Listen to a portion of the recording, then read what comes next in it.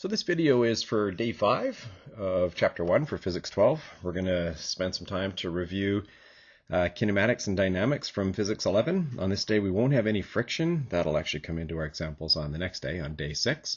And we're working from a little note template book where you can kind of pencil stuff in, make things go a little bit faster for you. But here, in any case, whether you have the booklet or not, here we go. So Physics 11 all over again. Let's do a crash course. After we talked about kinematics, we actually talked about dynamics, but let's do it out of order because it kind of starts with dynamics. It starts with forces, which is what dynamics is all about. And the most important equation ever in physics is this one right here. It talks about how if you add up all the forces acting on an object, what we call F net, then you can actually make great mathematical predictions of the acceleration. In Physics 12, you're going to find that that net force will often be involving adding up forces that are all over the place in 2 dimensions. So we'll have some 2-dimensional force additions that we have to do in order to find the net force. And we'll definitely use something, a very, very powerful tool called a free body diagram, where we can show a nice little picture, see all of those different forces, and then add them all up in our mind, and then say, okay, this is the total. This is what physicists call the net force. To do that, we're going to need to draw in some forces in the picture, so let's just talk about some of the forces that we're able to calculate from Physics 11. One of them is the force of gravity. This is the universal law of gravity right here. This equation works everywhere in the universe. It's overkill most of the time for things that are on the Earth, but it does work absolutely everywhere in the universe. And you can multiply the 2 masses together that you're wondering about, multiply by this big G, some number that doesn't change anywhere in the universe, and divide by how far the numbers are apart squared, and you can find the force of gravity, but it's a real hassle. So yes, it does work anywhere, but most of the time we're just going to be on the Earth. And we can get away with a trimmed down version of this. It just has a few of the numbers pre-calculated. F equals mg is the quick way to find forces of gravity, or what we sometimes call weights. Now on the Earth, this G value, it's called the gravitational field strength, is 9.8 newtons per kilogram. Or what I often say is a number really close to 10. So if you're wondering really quick, what's the force of gravity on something, what's the weight of something, you can take the mass, roughly speaking, multiply by 10 and get a good feeling really quick on what that force of gravity is going to be. We also talked in Physics 11 about calculating friction. We're going to save questions about this until the next lesson. The key thing there is that there are actually 2 kinds of friction. There's kinetic or moving friction. There's also static or stuck friction. And what's really neat is there's only one equation, yet it can actually give you 2 totally different pieces of information. So we'll talk about that in the next lesson. And in grade 11, we also talked about springs and how if you deform them, if you stretch them, turns out if you scrunch them down, it works too. But if you stretch them, that's the x, then you end up with this force trying to snap the spring back to its original length. We really won't need that much at all for quite some time for Physics 12. We can get by with just those. That'll keep us pretty busy. So those are all the different forces that we could calculate. We could draw them onto a picture and say, hey, here are the real life forces that are acting on something. And then we can stare at the picture and decide, based on the picture, what the total would be. And then we can find the net force and then ultimately the acceleration. Once you have the acceleration, then we're ready to go and dive into the kinematics. We can look at how things move. And down in Physics 11, we talked about always laying out those 5 variables: the initial velocity, final velocity, displacement, acceleration, and time, just in that order, just to try to get comfortable with the problem. We jokingly called it VIFDAT questions, right? Just getting used to that same order every time. I should tell you that not every physicist calls it VI for initial velocity. Many physicists in the world call it V with a little subscript 0. I guess you could say V sub 0. That's one way to say it. And the 0 is supposed to mean 0 on the stopwatch when you first start the experiment. Many people, if they're going to say this, V with a subscript 0, pronounce it the way the British would. And they would actually pronounce that 0 as just the word not. So they'll call that V naught. And that just means the velocity at the beginning, at 0 on the stopwatch. And if you've got that super cool name for initial velocity, you might as well just call the final velocity V, which is what they do. So you will see other people call them just V naught and V. Okay, we have 4 great equations from Physics 11 that allow us to work with these 5 variables. VF equals VI plus AT. These are all on your Physics 12 formula sheet. We have this one. VF squared minus VI squared equals 2AD. You can rewrite this one, of course, like that. Algebraically, it's exactly the same thing. You'll see me interchangeably go back and forth between the two. I like the top one if I'm ever solving for A or D. I like the bottom one if I'm ever solving for VF. But of course, mathematically, they're identical. There's also this one, the old 1/2 AT squared one, then VIT plus 1/2 AT squared. And then one that doesn't get used too often. This one we have VI plus VF all divided by 2. That's interesting. And then you multiply by time to find displacement. That part where you're actually taking the VI and the VF and adding them up and then dividing by 2, when you do that, you add a couple things and divide by 2, you're averaging. So some people like to just grab that bracketed part and say, hey, can I just maybe make a new equation and just really emphasize that VI plus VF added up and then divided by 2 is finding the average velocity for the story. So yeah, you'll sometimes see it written down that way. And that's great. Now, one thing that's really important, these equations that we've got here, the 4 of them, there really are just 4, right? Just a couple of little variations of the bottom 2. But those 4 equations, super important. These are for constant acceleration only. If your rocket engine is spooling up, becoming stronger and stronger, then these equations don't work. You'll have to use some calculus. But if the acceleration is stable, then these things work great. What's interesting is each one of these equations is missing a variable, right? The very first one, VF equals VI plus AT. We talked a lot in Physics 11 about how that's great because you can then do a question where if you don't know the displacement and you don't want to find it, you can avoid the displacement. So the first one in the upper left avoids displacement. The lower left avoids time. Upper right is going to avoid the final velocity. And the lower right is going to avoid the acceleration. And you're like, oh yeah, that's great. Awesome toolkit. Well, there's got to be one missing. Every single one of those equations has a VI in it. So you either need to know VI or you need to be looking for VI.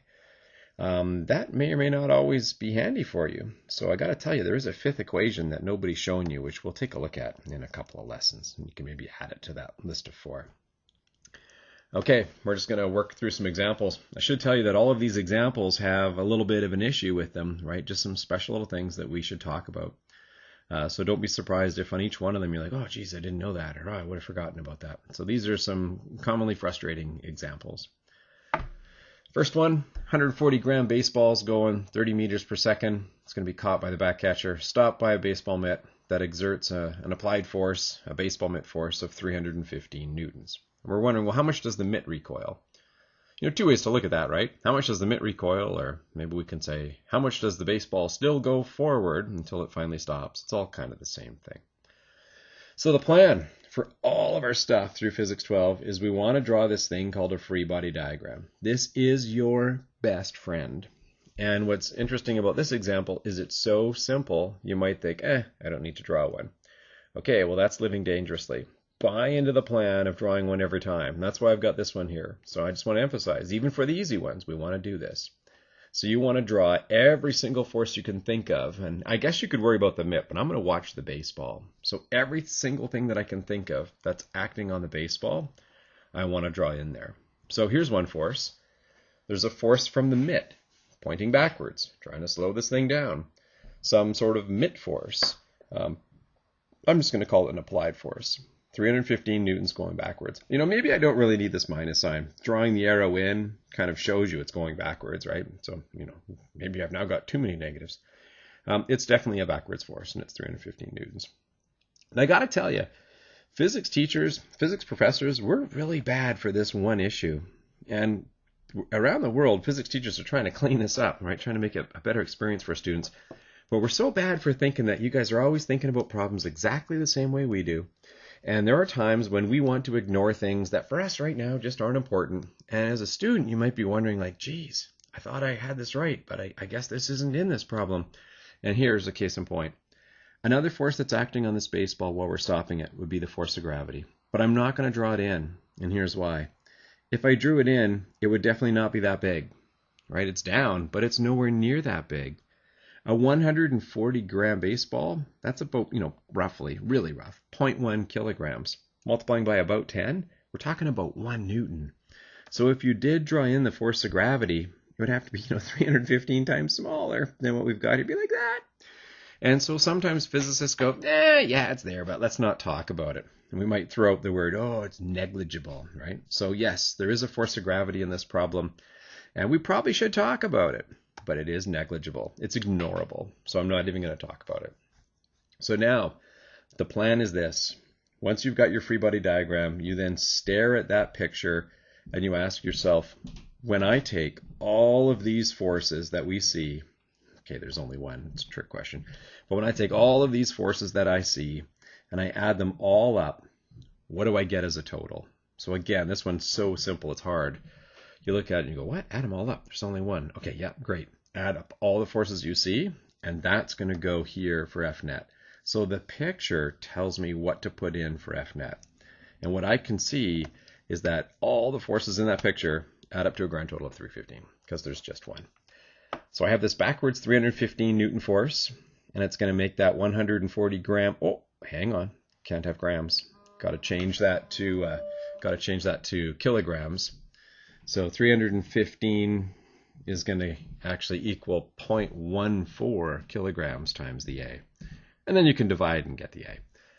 So now we have the acceleration, massive acceleration as this baseball stops. It's negative, trying to slow it down. And then we can go and do the VFDAT in the story. So looking at the numbers, we've got an original velocity forward at 30. It's going to stop.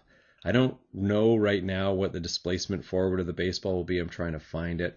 I've got the acceleration, and I kind of just don't want to talk about time.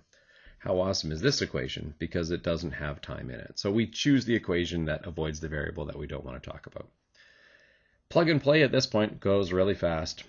By the way, this negative here does not get squared away, right? Square the 30 first, get the 900, negative persists. But then it does go away when you have a double negative there or there. And we get an answer, 0.2 meters or 20 centimeters. So that baseball will go 20 centimeters forward before it stops. Okay, so that one, why is that one in the booklet? Sometimes the questions are super simple. There's only one force that's there. And so it is the total. It is the net force. But there is a really important difference in physics between like an FA and an F net. You see, an FA is real. It's actually happening. There's a force out there that is 315. F net is not real.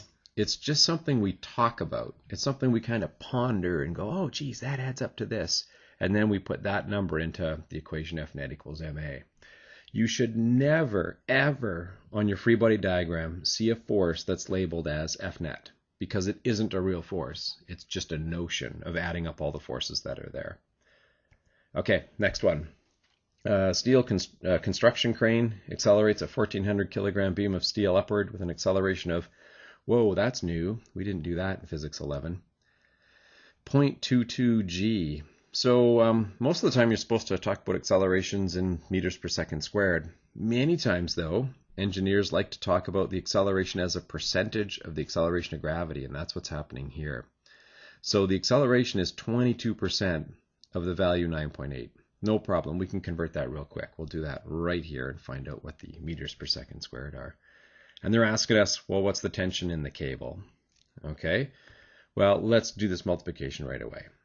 There's the upward acceleration of this steel beam, right, caused by this crane lifting it up. Free body diagram.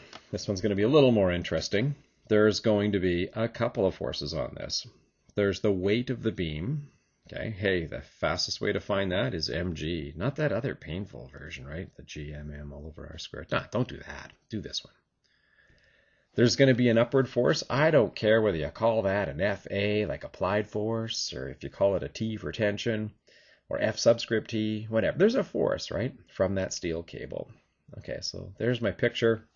There's my free body diagram of all of the interesting forces that are acting on this beam. You might go, what about some air friction? Yeah, I guess. It's negligible. I'm not even going to bother putting it into the picture.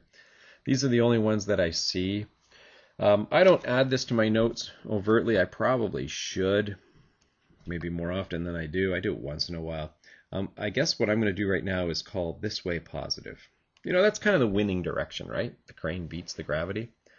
So now when I'm about to go and do F equals ma, I'm going to call this tension here a positive force because it's in that upward positive winning direction. And the mg, I'm going to call that negative force because it's going down in the wrong direction. So here goes. F net equals ma. Please notice, and this is important, there is no F net labeled in this picture because it doesn't actually exist, right? What does exist is the force of gravity and the tension. I look at the picture and I say, okay, the net force seems to be this story. Tension up minus a weight down, T minus mg equals ma. You cannot cancel the m's even though there are m's on both sides. There would need to be an m in every single term on both sides, so those m's persist. And now we can do plug and play and find the answer. It's real fast now, right? Throw the numbers in, done. That weight for the beam, pretty close to 14,000, right? Remember, G is pretty close to 10, so if you imagine adding a 0 to 1,400, pretty close to 14,000. Just use that as a little double check as you're doing your work. Moving the numbers around, we're done. 16,700, right? We'll call that 3 sig figs, which for Penticton secondary kind of satisfies our 2 or 3 sig fig rule. And this question's finished.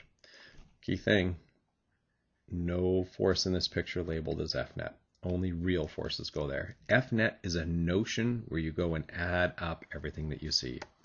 And sometimes that means subtracting if they're going the wrong way. Okay, next few questions are all about objects that are talking to each other.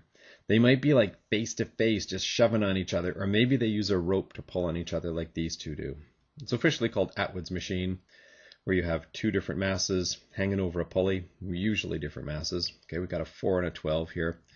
And we did this very briefly in Physics 11, but let's kind of look at it in a more thorough way. Free body diagrams. Let's turn this picture into a free body diagram. Let's add every single force we can think of. There's an mg down on that yellow box. It's pretty close to 40. Right? Actually, 4 times 9.8, 39.2. There's an mg down on the 12th. It's pretty close to 120. Yep, checked that on my calculator, 117.6. But those are not the only forces. Those boxes are going to talk to each other. The green box is going to use the rope to pull on the yellow one and say, yellow one, let's go. And Newton's third law says the yellow one will pull back. And it doesn't matter that one is green and one is yellow. And it doesn't matter that one is bigger than the other. Those interaction forces, when they pull on each other, are identical in size. So I'm going to draw in a T for tension. That's the green one pulling up on the yellow one. And I'm going to put in the same size T for tension. That's the yellow one pulling up on the green one. Exactly the same size force. Might as well give it one variable, call it T. Okay, now we're going to go and do F equals ma. I know you've seen this in Physics 11, but let's talk about what's super important here. At this point, you could choose to only look at the yellow box. You could say, I don't like green. I only want to look at the yellow one. And you could add up in your mind those 2 forces and then do F net equals ma. You'd probably want to pick a direction to be positive, but you could work with just that box if you want. Or if you don't like yellow, you can work with just the green box and say, I want to work with just this box. And you would, in your mind, add up those 2 forces that you see, and then you could do F equals ma. Or if you desire to, you could do all the boxes at once.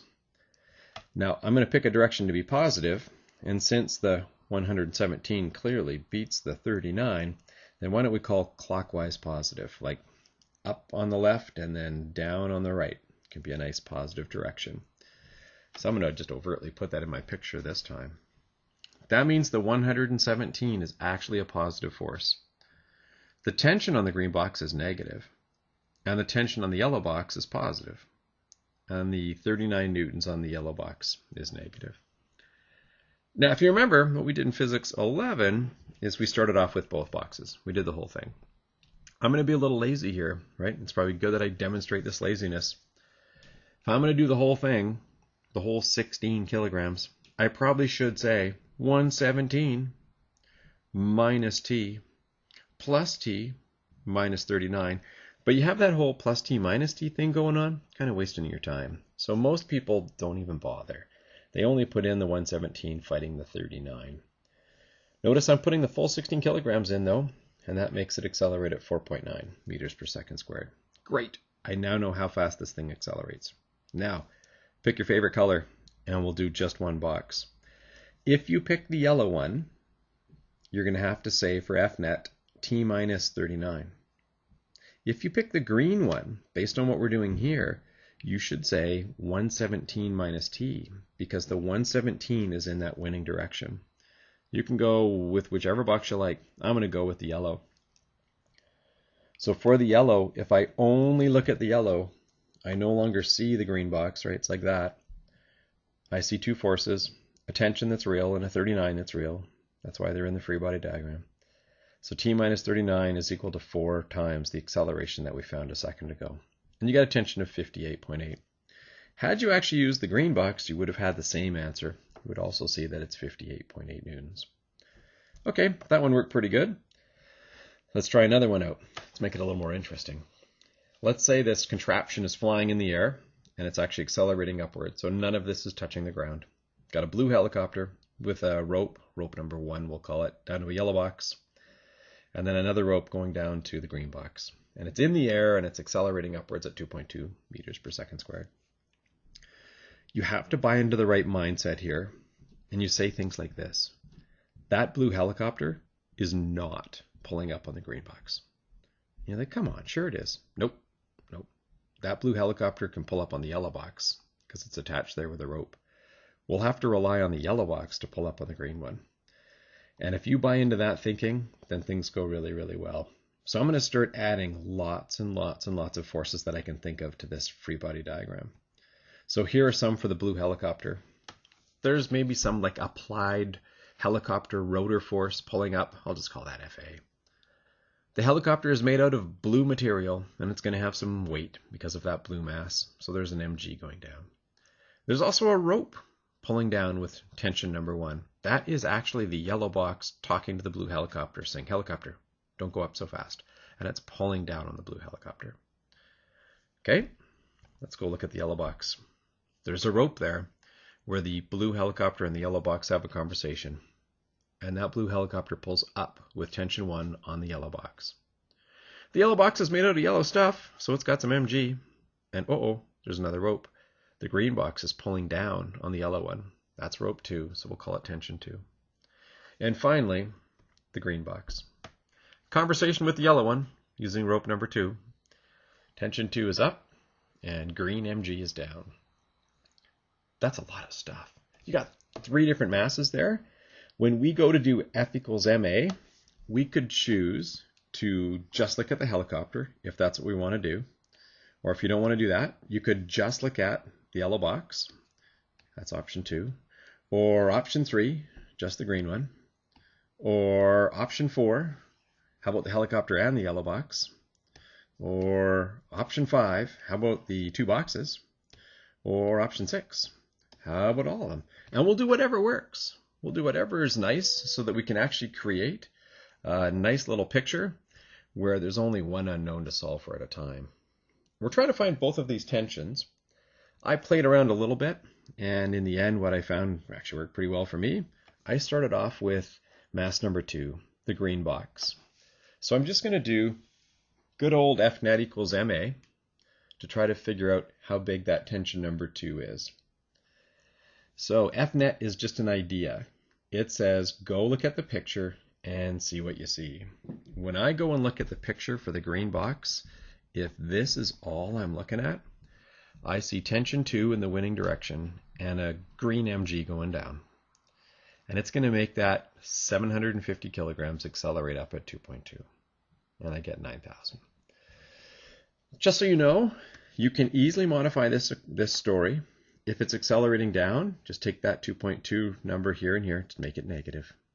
Or if they say, oh, what if it's cruising upwards at a constant speed? Fine. Then the acceleration is 0. Just put 0 in where the 2.2 is. Or if it's just hovering, well, that's just a special constant speed of nothing. It's still acceleration 0. You'd put 0 in where the 2.2 is. Okay, we're doing well. We have the tension is 9,000 newtons in rope number 2. Let's do something else to find out what's going on in rope number 1. You could either do the yellow box or you could do the yellow and the green. Both of those stories work pretty well in this particular case here. I'm going to go with just the yellow box. Okay, so I'm going to ignore the helicopter up there. I'm going to ignore that green box. Just look at the yellow one.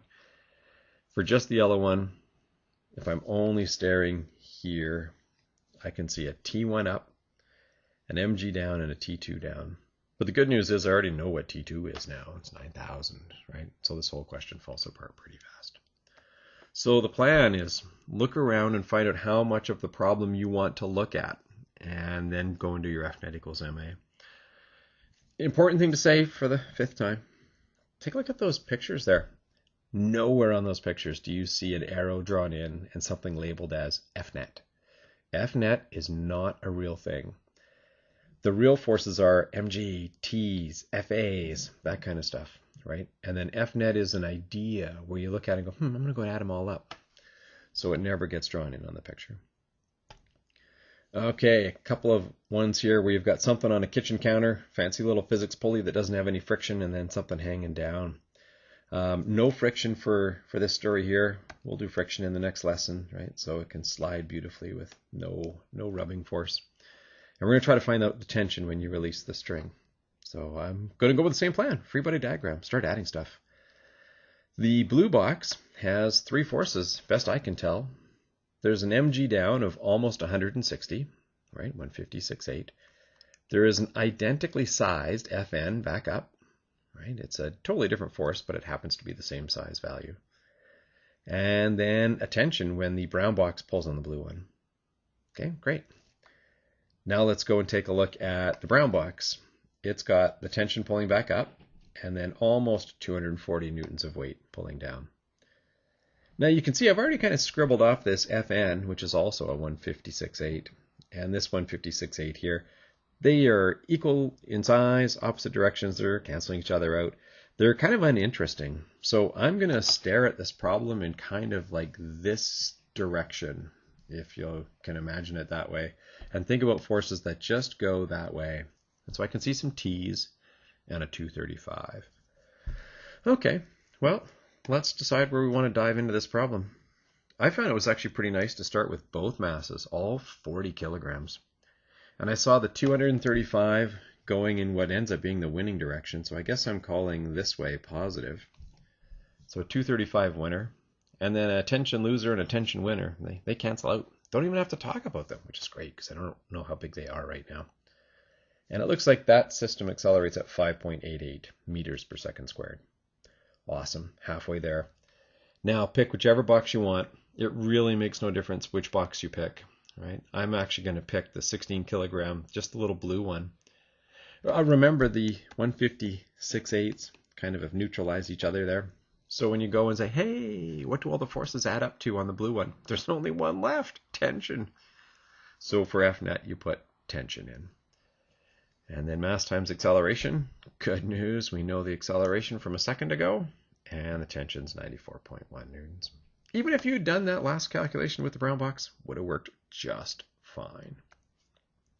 Okay, almost the same story, but I'm, as a teacher, spinning it all around to make sure that you're willing to think outside the box and keep an open mind.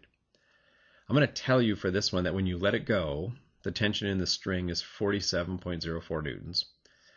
And you have to try to figure out how massive the unknown blue box is. It's really the same question, but it's all in reverse. I'm going to go back for a second. I don't want you to think that it's always the same game. You know, start with 2, then do 1. You have to be open-minded about it. So start off by drawing a decent free body diagram for everything you see. Here's the blue box. Has an mg down, I don't even know how big it is, but it's there. An equally sized Fn back up, and then a rope off to the right.